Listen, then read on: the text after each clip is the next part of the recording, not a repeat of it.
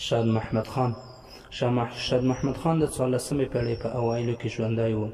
د پلار نوم یې میر افضل خان و. دیوان لرونکی شاعر دی چې دیوان یې د پېښور د پښتو اکاډمۍ لخوا چاپ شوی دی. سربیره له دیوان څخه د معارج النبوه پښتو منظومه ترجمه په 1912 هجري قمري کال کې بشپړه کړې ده او د انوار سهیلي پښتو ترجمه یې د دبیر دانش په نامه ترې پاتې ده. د خیال بخاري د تحقیق له مخې شاد محمد خان د رحمان بابا د سبک لار تعقیب کړې ده چې د شعر بیلګه ده: ګوره هسې پاک سبحان دی رب زما چې صاحب د کل جهان دی رب زما. شهنواز د رحمان بابا له پیروانو څخه و چې په 14مه پېړۍ کې ژوند کاوه. ځینې غزلې یې په بهار ګلشن کې په لاهور کې چاپ شوي دي. د شعر بیلګه ده: هر چې زړه یې ناقرار وي څه به خوب کا، ډوب په غم چې د دیدار وي څه به خوب کا. تنها د استاد زلمي هیوادمل د څېړنو په اساس د رحمان بابا د سبک پیرو و. په هندوستان کې ژوند کړی دی. د 14مې پېړۍ شاعر و چې دیوان نه لري. د مولوي دوست محمد ټونکي د ضابط افغاني اثر په خطي نسخه کې 4 غزلې او 2 بیته موجود دي چې دا یې نمونه ده: بیا مې ستا غم په زړه زور کاندې پوهېږم، ما به ګډ په ژړا شور کاندې پوهېږم، تنها نه دی په ګلونو ډېر لوی ګوره، خو ستا غم به یې نسکور کاندې پوهېږم. فضل شاه د رحمان بابا د پیروانو څخه یو هم فضل شاه دی چې دیوان یې په هند کې چاپ شوی دی. د استاد هیوادمل په ادب تاریخ کې لیکلي چې په حجنغر ادب کې چې د اشرف غمګین اثر دی او په 1980 عیسوي کال په پېښور کې چاپ شوی دی، داسې لیکلي چې فضل شاه د چارسدې په قاضي خیلو کې اوسېده. پلار یې عبدالمنان نومېده. په 1936 عیسوي کال کې وفات شوی دی. د شعر بیلګه ده: زه فضل شاه په غم غمجن پروت یم، خپل وصال که وما راکړي ګلفام بیا.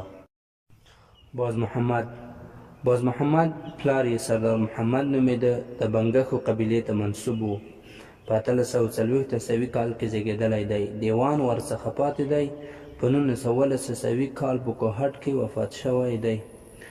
د شعر بیلګه ده: بازخان هیڅ سیالي د شعر له چا نه کا، دی تابع له شاعرۍ د رحمان راغی. د 12مې پېړۍ نه نیولې تر 14مې پېړۍ پورې د هیواد یا د افغانستان په ډېرو سیمو کې پښتنو شاعرانو د رحمان بابا د سبک پیروي کړې ده. د میرویس نیکه په زمان کې د ده په اشعارو فالونه نیول کېدل چې میرویس نیکه د 1119 هجري قمري کلونو شاوخوا د رحمان بابا په دیوان فالونه نیولي دي. په کندهار، زابل، ننګرهار، کابل او هرات کې ځینو شاعرانو د بابا د سبک پیروي کړې ده چې لومړی به عبدالنبي بیټنی در وپېژنم. عبدالنبي بیټنی د رحمان بابا د پیروانو څخه و چې د محمد اسماعیل زوی د کندهار د ذاکر اوسېدونکی و. د 14مې پېړۍ شاعر و. د دیوان خطي نسخه یې د افغانستان په ملي ارشیف کې خوندي ده. د استاد عبدالحی حبیبي د لیکنې په اساس په تصوفي شاعرانو کې اوله درجه لري چې د شعر بیلګه ده: و پتنګو ته د اور په مخ جلوه کا، د چمن په صورت رازکاله بلبله، و مجنون ته د لیلې په شکل زیب کا، و منصور ته منصور وځلېدله.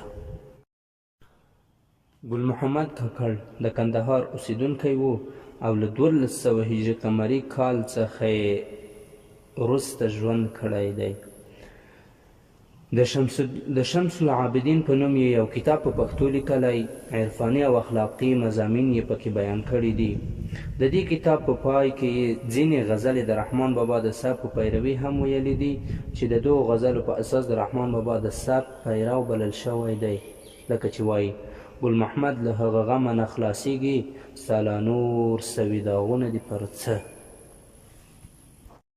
حاجي جمعه بارکزی د رحمان بابا د سبک د شاعرانو څخه یو هم حاجي جمعه بارکزی و چې په 14مه پېړۍ کې د کندهار په ماشور کې اوسېده. د اشعارو یو ښکلی دیوان لري چې په 1460 هجري قمري کال په 2 دفترونو کې ترتیب او چاپ شوی دی. په دیوان کې غزلې او قصیده ډوله نظمونه شته چې د موضوع له اړخه تاریخي، اجتماعي، عشقي، دیني، اخلاقي او عرفاني موضوعات پکې بیان شوي دي. د نقشبندیه طریقې پابند وو. په شعر کې ښکلا هم لیدل کیږي.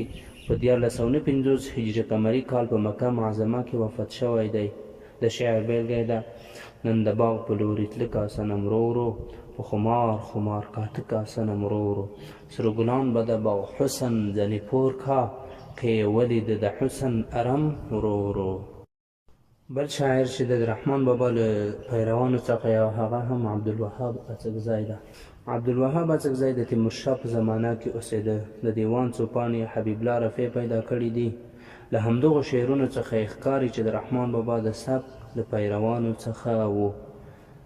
د شعر بیلګه ده: په غمزو د برندو سترګو د اسیر یم، چې بندي د تورو زلفو په زنځیر یم، دا چې تا رقیبو غوږو ته نږدې کړ، له هغه زمان مشغول د ځان په ویر یم.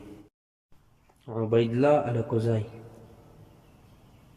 په 14مه پېړۍ کې په کندهار کې ژوند کاوه. د پلار نوم یې عبدالجلال و. د رشید البیان په پیروي یو کتاب د محبوب الصالحین په نامه په 1290 هجري قمري کال کې د مثنوي په قالب کې نظم کړی دی، چې د ځینو غزلو له مخې ښکاري چې د رحمان بابا د سبک پیرو و. دایداد محمدزی د سردار عبدالجلیل زوی د عبدالقادر خان مسی و او په کندهار کې اوسېده. ژوند یې تر 1424 هجري قمري کال یقیني دی چې د رحمان بابا له پیروانو څخه بلل کېده. په پښتو یې غزلې او یا مخمس ویلی دی چې په یوه خطي نسخه کې لیدل شوي دي. د رحمان بابا پر یوې غزلې مخمس ویلی چې یو بند یې دا دی: ګوره هسې لوی ستا رب دی رب زما، ګناهکار لره غفار دی رب زما، د عالم پروردگار دی رب زما، ګوره هسې کردګار دی رب زما، چې صاحب د کل اختیار دی رب زما.